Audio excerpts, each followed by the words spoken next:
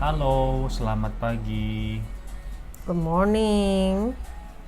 Chào An, ayo di-share, di-share, di-share. Selamat pagi kakak. Di-share. Selamat pagi kawan. Masih ngantuk. Masih. Udah ngopi. Ya, ngopinya udah sampai gelas kedua.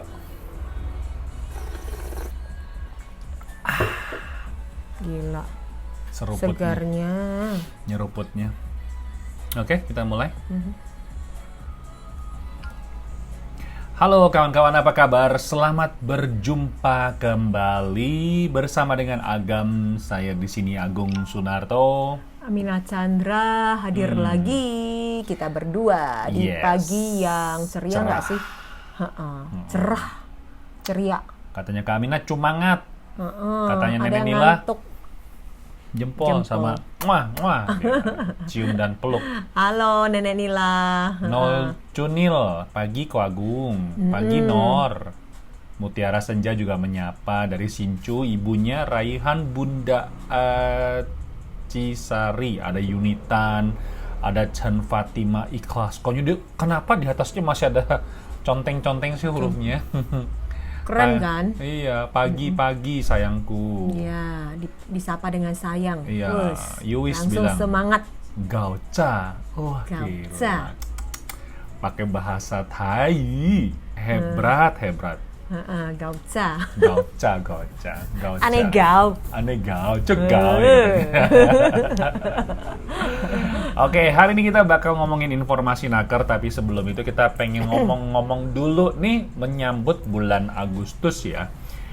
Bulan Agustus ini kayaknya identik banget dengan Hari Kemerdekaan Republik Indonesia. Ayo yang ke usia keberapa? Berapa ya? Dia 45. 50 tambah ayo. 20. Suruh mereka tebak deh ya. Oke. Ulang tahun Republik Indonesia tahun 2020 itu usia keberapa? Pasti pada ngitung semua ini. Termasuk lagi. gue juga ngitung di sini. Balik lagi ke angka tahun kemerdekaan. Iya, ayo ada yang tahun berapa? Pada ngitung semuanya, makanya responnya Ayo. agak lagi lambat. Tuan Indonesia apa tuan kamu? Hah? Tuan Indonesia apa tuan kamu? Kalau Nenek Nila bilang, oh tuaan Indonesia, karena saya 57. Oke, jawaban pertama ibunya Raihan Bunda Atisari. Hadiahnya adalah ucapan doa. Semoga sehat walafiat. Tuh, sampai ting, langsung doanya terkabulkan. Amin. Yang mengutik 75 ya, kita doakan panjang umur dan juga sehat walafiat. Iya. Nah, oke, jadi buruan ketik 75. Keywords-nya Salam 75. semangat Indonesia. Yes.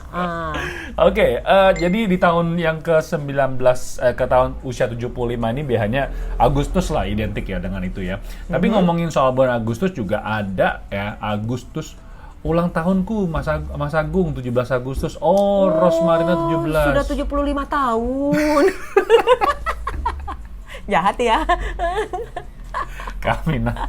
Orang kalau 17 lahir tanggal 17 Agustus bukan berarti usianya sama dengan Republik Indonesia, oke?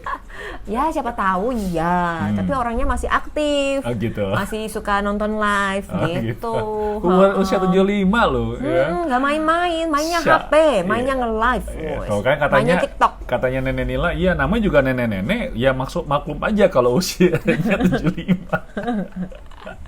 Oke, hari ini kita ngomongin satu hal topik yang menurut Agung biasa lah ya. Kalau di masyarakat orang Tionghoa itu mungkin kalau ngomongin soal hoki itu tidak luput jauh dari yang namanya tuh shio. Oke, bener nggak? Iya. Jadi sebenarnya bukan sesuatu hal yang magis atau gimana, mistis enggak. Karena zaman dulu itu orang tuh nggak tahu angka 1-2 tahun berapa, mereka nggak tahu. Mereka cuma tahu yang namanya, oh ini adalah tahun kerajaan ini, dinasti ini tahun keberapa gitu loh. Ngerti nggak maksud aku? Jadi misalkan Belum ada ini apa angka-angka kalender internasional tuh nggak ikut. Ya, jadi kayak misalkan dinasti Ming. Oh, dinasti Ming raja ini tahun keberapa. Jadi ingatnya cuma itu. Jadi kalau misalkan ganti kerajaan gitu ya, ganti dinasti, ganti lagi kalendernya. Kalendernya ganti lagi. Seperti di Jepang ya. Jadi di nol Jepang lagi juga dari ganti nol. lagi, nggak menggunakan. Mereka juga selain menggunakan kalender internasional, juga ada kalender yang pernah mereka gunakan itu sampai saat ini tetap digunakan. Misalnya sekarang nih, di Taiwan kenapa muncul angka 109? Kalau internasional kan bilang tahun 2020 kan. Mingko. Nah, jadi sebutnya Mingko Ipai Lingchun ya, Mingko 109. Mingko itu dari mana? Mingko itu adalah Chonghua Mingko yang artinya adalah Republik Tiongkok. Ya, Republik China atau Republik Tiongkok ya. Jadi usianya ke 109. Artinya juga dianggap bahwa ini adalah ke 109 dinasti Republik Tiongkok. Boleh dibilang gitu. Kelahirannya ya. Iya, gitu. Jadi dan kebiasaan ini turun menurun sampai ke anak cucu, cicit, cecet, cocot. Biar kalau cacat, ditanya, biar ditanya kalau tadi kan Kak Agung nanya, ini ulang tahun keberapa? Mereka nggak usah hitung lagi. Udah tahu. Jadi udah tahu gitu. Jadi kenapa kalau zaman dulu tuh nggak ada tahun internasional, muncullah yang namanya Shio. Oh nih, selain tahun berapa? Tahun ini Shio-nya Shio apa? Ya, Shio itu bilangnya bahasa Indonesia apa ya? Ya Shio ya. Shio ya. Oke. Shio. Memasuki bulan Agustus, pengen tahu nggak sih Shio mana yang bisa beruntung? Katanya, ini kan perhitungan data statistik dari orang-orang zaman dahulu kan ya. Astronomi ya. Termasuk astronomi ya? nggak? Astronomi Tionghoa. Perbintangan ya. Ini perhewan. Perbinatangan. Iya, tapi kalau pakai biasa kalau zodiak kan perbintangan. Berzodiak ya. Berzodiak kan astrologi. pakai astrologi bintang gitu. Nah, tahun bulan Agustus nih Shio apa aja yang hoki? Oke. Nah, tadi si Kak Melinda bilangnya katanya aku Shio ular. Oke. Ular masuk nggak? Oh, nggak ada ya. Shio pertama yang membawa yang beruntung di bulan Agustus ya, itu adalah pertama Shio babi. Kelahiran tahun 1971, 1983 sama 1995. Amila beranggapan untuk yang Shio babi kerap kali beruntung loh. Kenapa? Banyak sih Amina merasa bahwa yang Shio babi itu hokinya lumayan gede. Oke. Selalu walaupun kan kesannya babi gitu ya, bagi kita menurut kita kurang enak bersih. Didengar, tetapi kalau untuk masyarakat Tionghoa sendiri, babi itu juga sebuah lambang kemakmuran. Yes, oke. Jadi kelahiran tahun 1971, 1983 dan 1995 itu adalah Shio-nya Shio babi, oke. Di mana Shio ini untuk di bulan Agustus katanya guru Feng Shui itu adalah bulan keberuntungan buat kamu. Kenapa? Orang-orang yang Shio babi ini punya sifat yaitu adalah Xingke Le Guan ataupun juga orangnya optimis ya. Terus begitu Liao Jie Zhu Chang Le. Oh, jadi dia juga sederhana. Ya, yang penting cukup puas lah gitu. Ya, cukup jalan-jalan. Mensyukuri ya. Cukup jalan-jalan ke luar negeri, keliling dunia, cukup punya pesawat, cukup punya rumah yang mewah. Mobil mewah. Ya, pokoknya semuanya serba kecukupan. Ya, makanya gimana nggak optimis hidupnya ya. Jadi bulan Agustus ini kelihatannya akan semakin lama semakin hoki ya. Dan mungkin cocok banget buat yang Shio babi ini itu bisa beli banyak-banyak lotre. Oi. Sebentar ya, ada kesalahan teknis. Sebentar ya.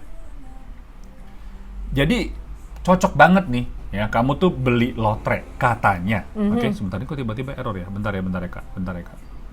Kesalahan teknis di sini. Saat ini kita nggak punya asisten untuk operator.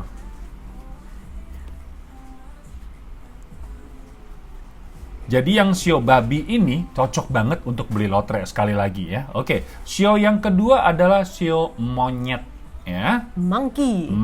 Oke, Shio monyet ini kelahiran tahun 1968, 1980 dan 1992. Oke. Sikapnya Shio monyet itu orangnya ceria, lincah, hiperaktif. Hautong.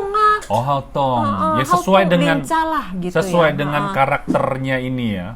Oke. Shio monyetnya gitu iya, ya. Karena monyet itu mungkin suka lompat-lompat sana, lompat sini. Terus tapi dia bakatnya luar biasa. Iya. Orangnya bertalenan. Bertalenta bukan.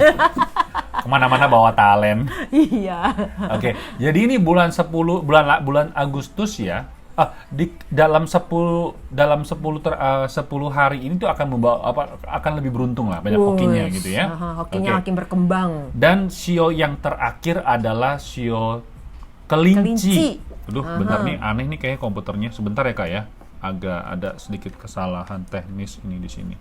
Mungkin ini colokannya agak error. Sebentar ya Kak ya. 你不用听吗？到哪里都知道。 Nggak apa. Yuk, kantor. Bentar ya, ini kayaknya harus ganti komputer nih. Dan sio berikutnya adalah sio kelinci. Oke. Kelinci adalah kelahiran tahun 1963, 1975, 1987, dan 1999. Oke. Jadi ini sio-sio ini nih kelihatannya cocok banget kalau kamu pengen mengadu keberuntungan ya. Jadi cepat-cepat buruan ya. Ngumpulin duit, beli lotre. Katanya. Belinya jangan sedikit. Iya. Belinya yang banyak. Sebenarnya beli sedikit. Kesempatan baru banyak. Enggak, beli sedikit nggak apa-apa. Cuman kalau dapat yang banyak, bagi-bagi sama kita berdua ya. Kita lihat. Itu maunya ya. Iya, itu maunya gua gitu loh. Ini kita lihat nih, siapa di sini ya. Onoy katanya sio kuda. 1996 ya, kita cek ya. 1996 ya. Itu adalah sio tikus. Tikus pinter loh. Pinter. Biasanya sio tikus tuh orangnya pinter banget. Cerdas. Ya, cerdas. Oke. Makanya kamu waktu kecil tuh sering-sering ikut cerdas cermat. Kamu nggak ikutan sih. Regu A. Regu B. Lu masih inget ya, Bu ya? Habis kalau TV kan acaranya cuma gitu, cerdas cermat. Iya. Regu A, regu B. Ada lagi nggak? Ada yang pengen tahu nggak sionya siapa? Oh, ini katanya Saira, katanya aku sio babi Kak. Kata kakekku, aku hokinya gede banget karena sering dapat fapiao. Bener kan? Oh, iya gitu. bener. Ternyata kalau sio itu nggak kalah dengan zodiak. Oke, ini ada yang nanya tahun 1990 katanya Wewe. 1990 itu adalah sio kuda. Wah. Oke. Kuda biasanya sih pekerja keras sih. Oh, kasihan banget, Bu. Bener, kalau kuda biasanya itu pekerja keras tapi orangnya berwibawa banget. Oh, punya wibawa. Oh, ini ternyata Kamina nih dewinya sio ya. Aku sio. Bukan siolan. Sioalan katanya. Soalnya menurut Amina dulunya ya lebih percaya sio daripada dibandingkan dengan zodiak. Ya, karena usia ramalan sio ini udah ribuan tahun sebetulnya. Dan dia mungkin lebih luas ya. Iya. Jadi cakupannya lebih mengena gitu. Kalau dilihat kan warga di dunia yang paling banyak itu adalah di China kan. Jadi data-datanya tuh cukup banyak gitu loh. Iya. Kalau orang Amerika kan mungkin orang bule lah bilangnya ya. Paling cuman ya yang paling banyak ya Amerika sama Eropa lah gitu lah kan. Tapi kalau untuk satu suku, maksudnya satu ras aja, orang China itu paling banyak sedunia. Jadi database-nya banyak gitu loh. Jadi jangan heran kenapa orang Tionghoa itu percaya sama sio, karena mereka berasa dari lambangnya itu pun sudah bisa menggambarkan karakter seseorang. Tapi belum tentu 100% benar ya, belum tentu ya. Itu hanya namanya data statistik. Iya. Jadi kita nggak pernah bilang bahwa ini pasti benar, ini pasti tepat. Ini hanya sekedar ya referensi aja deh ya. Kalau bagus didengar, bahan pertimbangan aja. Kalau nggak bagus ya lebih berhati-hati ya dalam beraktivitas. Misalkan kalau dibilangnya tahun ini tahun apa nih? Sial. Tahun apa namanya tahun ini? Tahun ini tikus tahun ya? apa? Tikus ya? Tikus mah? Iya, tahun tikus. Tahun tikus itu berarti orang-orang yang sionya sio tikus ya, kelahiran tahun 72, 84, 96, 2008, 2002 dan seterusnya itu ciong. Jadi harus lebih berhati-hati. Hati-hati gitu. Jadi hanya diingatkan aja ya. Jadi hanya diingatkan aja. Untuk berbuat kebaikan, berbuat amal. Betul, gitu. Ya, jadi itu sekedar masukan aja. Jadi buat 3 sio ini ya, silahkan ya sering-sering beli lotre dan jangan lupa kalau dapat ingat kita berdua. Iya Kak ya. Aku tahu kamu baik kok orangnya. Betul banget. Oke, dan kita akan lanjutkan obrolan kita dengan informasi naker ya.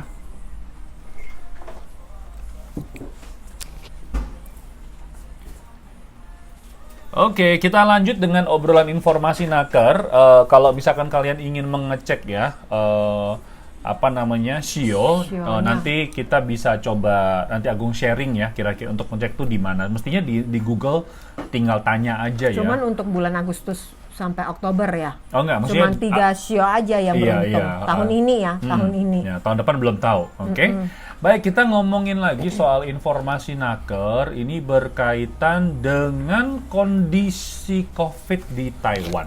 Oke. Jadi ada beberapa hal yang kayaknya kita harus ketahui bersama, yaitu mengenai kasus, masih ingat kan ada satu orang Thailand yang pulang ke negerinya, minggu lalu sempat kita bahas ya. Dan ditemukan kalau yang bersangkutan itu ternyata positif COVID-19. Oke, kena corona gitu loh. Nah, tentu aja ini sangat memberikan keresahan bagi warga Taiwan sendiri ya, terutama wilayah kita ini Kak Amina ya. Di Taoyuan. Karena tinggalnya di Taoyuan kita gitu. Jadi orang-orang pada khawatir, ini bener nggak sih? Kalau bener ngeri banget ya. Karena Taoyuan itu boleh dibilang pusat, pertama dia pusat industri, banyak pabriknya. Kedua itu banyak sekali orang lalu lalang di kota ini. Aku bisa bilang kenapa? Bayangin aja ya, kenapa ada stasiun HSR itu di Taoyuan? Salah satu penyebabnya tentu aja adalah bandara internasional yang pertama. Yang kedua, pusat industri itu di Taoyuan itu banyak banget. Betul. Banyak sekali pekerja-pekerja migran asing itu yang untuk yang pabrik ya, manufaktur itu di Taoyuan. Kalau yang di utara, di daerah Taipei, New Taipei, kebanyakan adalah pembantu rumah tangga atau perawat rumah tangga. Iya. Ya. Jadi sebelumnya dari 43 pekerja Thailand yang mudik pulang kampung, itu ada 43 orang dicurigai menderita. Nah, kemudian akhirnya dideteksi ada satu orang yang sudah dinyatakan positif terinfeksi COVID-19.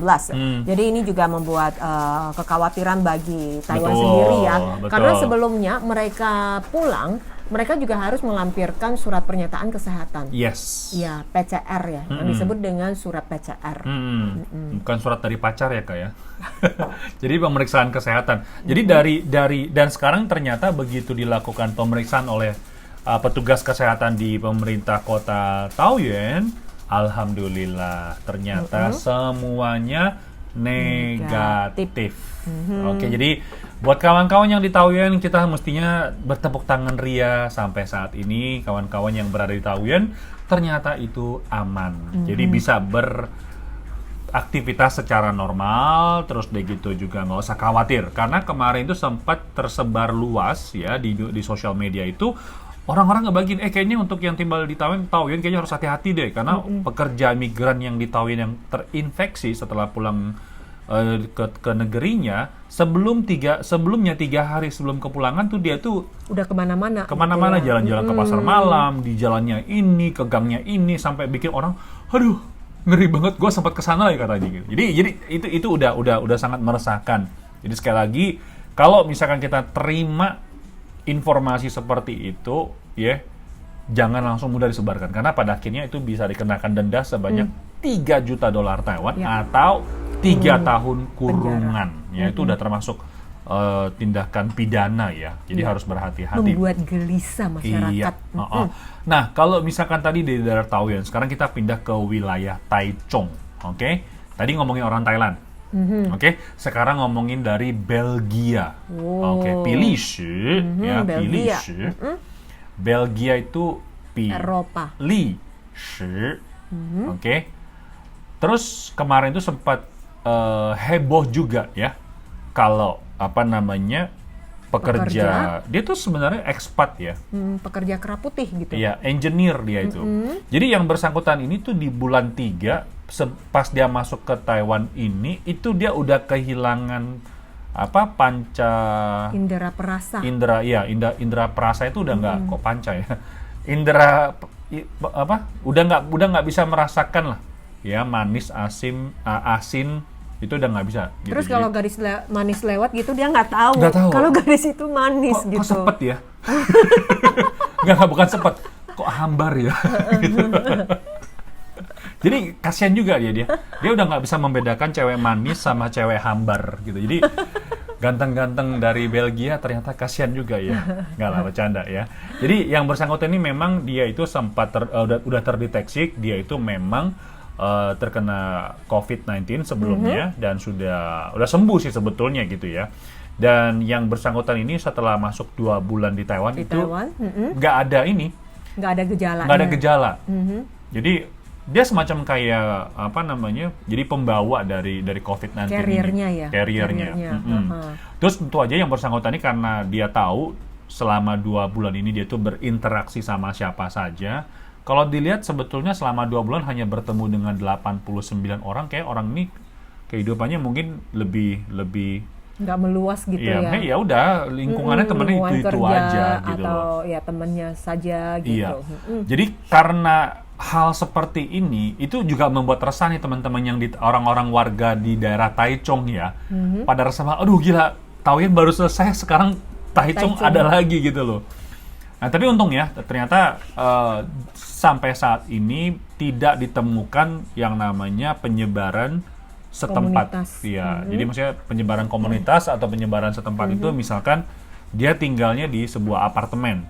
Ya. Oke, terus apartemen itu siapa mungkin yang nular siapa yang nular siapa. Jadi penularan lokal yang sudah menyebar lah. Iya, itu disebut dengan secu kanran ya, karena itu adalah penularan. Secu itu adalah komunitas ataupun juga wilayah tertentu ataupun juga apartemen, kira-kira seperti itu. Jadi dari Pusat Komando Pencegahan Epidemi juga terus menghimbau ya. Pada saat kita keluar rumah atau di dalam ruangan tertutup seperti naik lift, itu sebaiknya mengenakan masker mulut, apalagi misalnya nonton di bioskop atau ruangan yang tertutup, dan juga harus lebih rajin mencuci tangan, terus juga ya harus mengetahui lah etika pada saat kita hendak batuk atau bersin. Jadi dari Pusat Komando tadi seperti Kak Mina bilang memang juga menghimbau sih ya, menghimbau. Yang di Taichung itu kapan, Kak? Oh, beberapa saat yang lalu, ya. Beberapa saat yang lalu. Tapi untuk aja sampai sekarang masih terkendali ya. Jadi boleh dibilang Taiwan masih 0 ya untuk yang negatif ya. Jadi sekali lagi di sini juga dihimbau. Tadi ada 5 tempat ya. Ada 5 tempat yang harus melakukan protokol kesehatan. Ada 5 tempat. Jadi ini diharuskan mengenakan masker. Ternyata kemarin aku kan ke Taipei nih, Kak Mina. Aku baru tahu loh, sampai hari ini MRT Taipei itu mesti pakai masker ya? Iya. Oh, masih harus.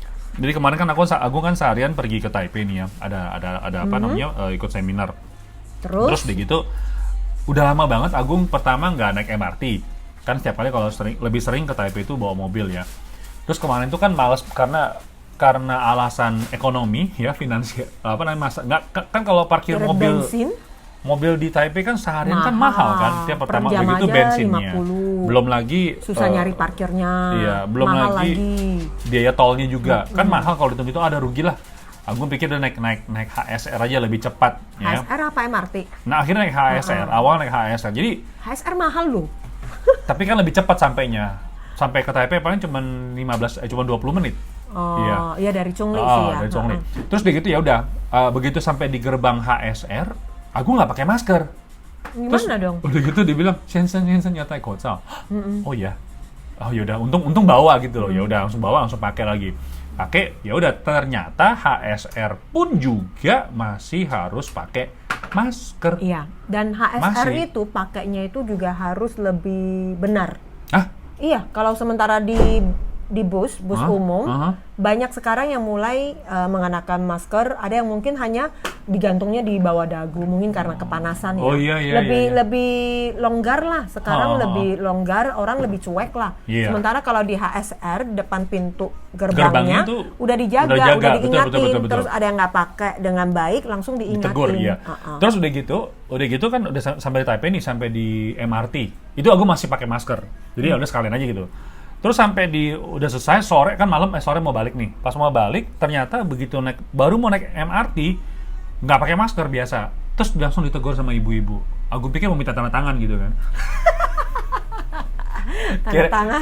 Jangan lupa ya bayar utangmu padaku gitu. Tanda tangan hari apa, kapan gitu, lunasin gitu. Kirain follower gitu kan. Ketemu Kak Agung, foto dong gitu loh. Tanda tangan dong. Bisa sendiri. Ternyata ibu-ibu itu ya kira-kira umurnya 50-an 60-an. Ternyata dia tuh bawa papan. Jadi Agung pikir papan itu buat Kak, tolong tanda tangani dong Kak. Kirain gitu kan. Oh, ternyata bukan pakai gitu. masker yang baik dan benar. Pakai masker, ditegur. Ya udah, kok terpaksa ngeluarin masker. Agung baru ngeh, maaf aja ya karena jarang banget. Jadi selebritis harusnya beli contoh yang baik dan benar gitu maksud dia. Oke, jadi ini apa namanya? Jadi di tempat-tempat tertentu itu masih wajib ya menggunakan masker. Dan lagi pula memang diingatkan sih, lebih baik kita juga pada saat keluar rumah jaga jarak, cuci tangan yang bersih dan juga menggunakan masker. Katanya si Asi, dia bilang naik bis tetap aja harus pakai masker kalau di New Taipei dan di Taipei. Thank you ya masukan ya. Terus katanya Saki, wah minggu ini mau ke Taichung nginep di hotel kan aman ya Kak? Sebaiknya ya. Kalau misalkan di tempat umum tetap harus menggunakan masker. Terus begitu di lift janganlah berbicara atau apalagi bermesra-mesraan. Kenapa nanti yang sebelah pada ngiri? Oke? 5 tempat di Taiwan yang harus masih ditegakkan protokol kesehatan. Yang pertama adalah pusipan, kelas tempat kursus les ya, pusipan tempat kursus. Tian Ying bioskop sinema Tian Ti lift Keisu Zhongxin ini pusat perpustakaan ya, lah untuk belajar gitu, ruang belajar. Di Taiwan sebetulnya ada satu layanan yaitu tempat untuk belajar bersama. Oke.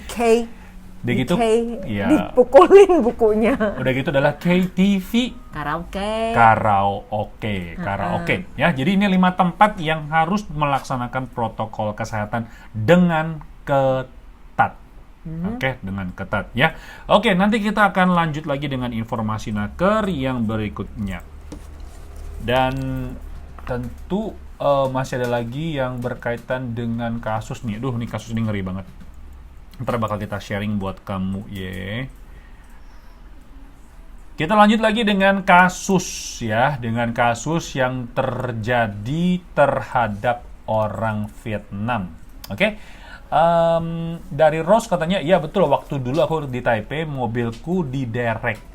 Kok diderek? Aku mau bikin paspor, cuma sebentar di mobil aku udah hilang. Nggak taunya diderek sama ditulis di trotolnya ditulis nomor teleponnya, bayar harus ditebus bayar 1.600. Jadi si Rose ini mobilnya ini parkirnya nggak benar. Iya.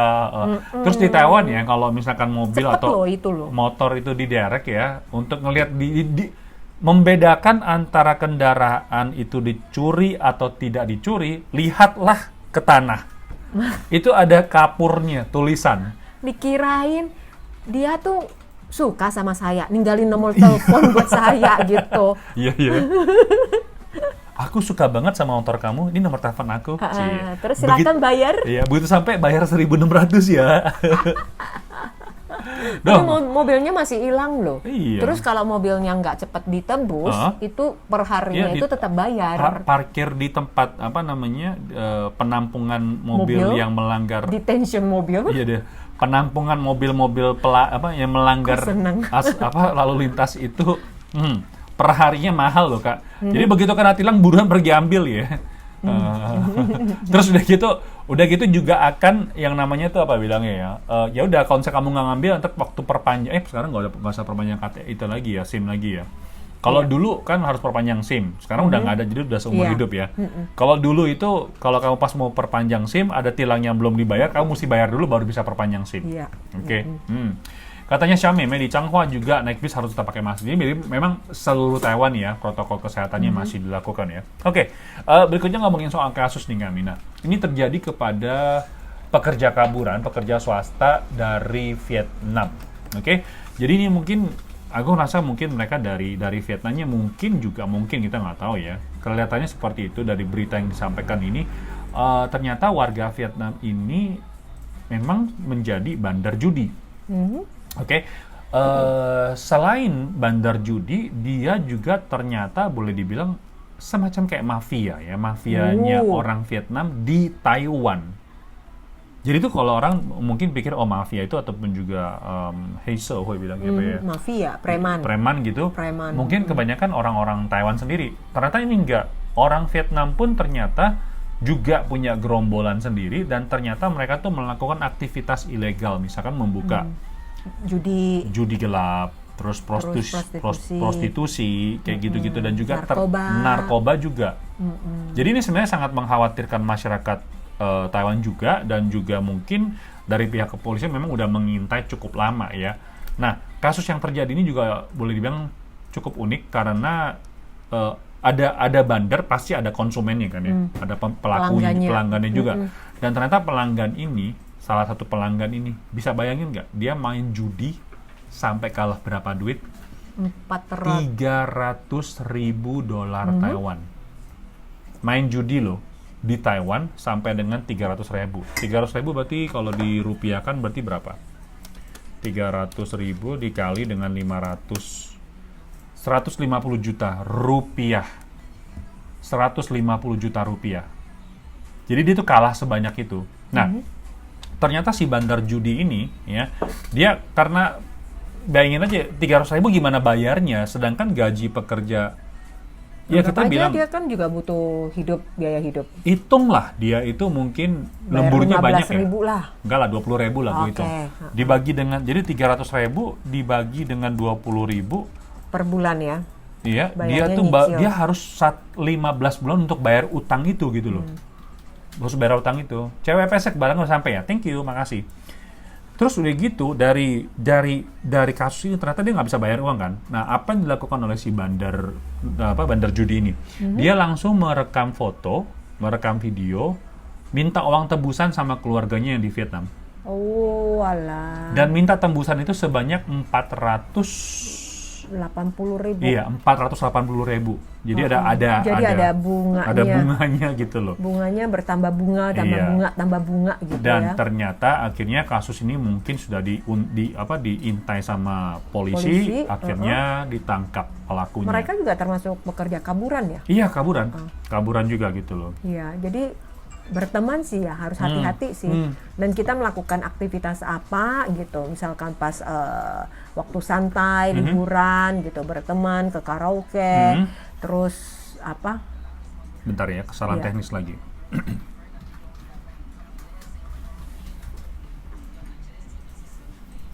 Iya, jadi memang harus hati-hati dalam bergaul ya.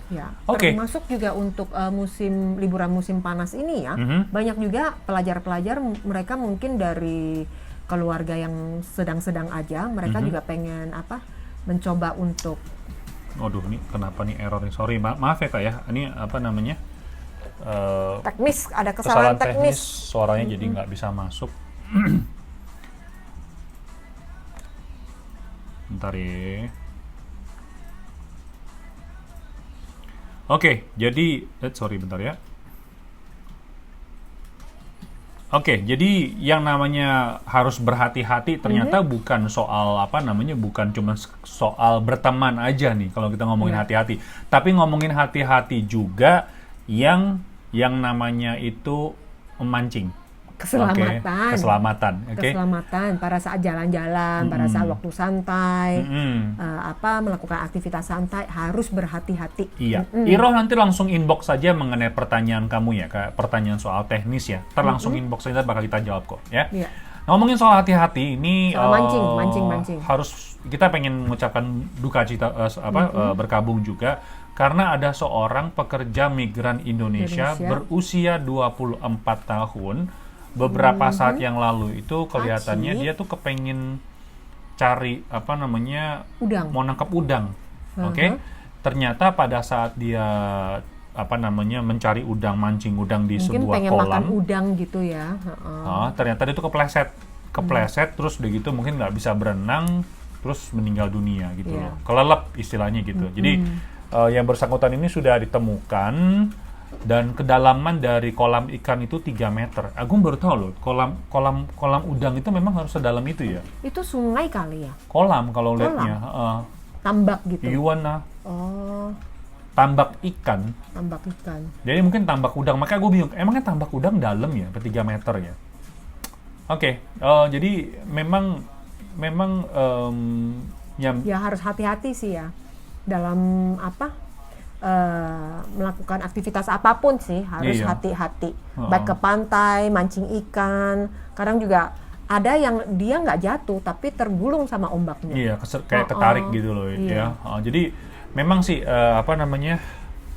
jadi yang bersangkutan ini sudah ditemukan meninggal, tewas, terus begitu jenazah juga sudah ditemukan setelah 1 jam untuk menolong, yang bersangkutan sudah ditemukan sudah tidak bernyawa lagi. Jadi buat kawan-kawan yang di Taiwan tetap berhati-hati dalam beraktivitas ya. Oke, kita akan buka sesi tanya jawab. Jadi buat kalian kalau misalnya punya pertanyaan, silakan aja meninggalkan pertanyaan di bawah ini, nanti kita akan jawab pertanyaannya ya.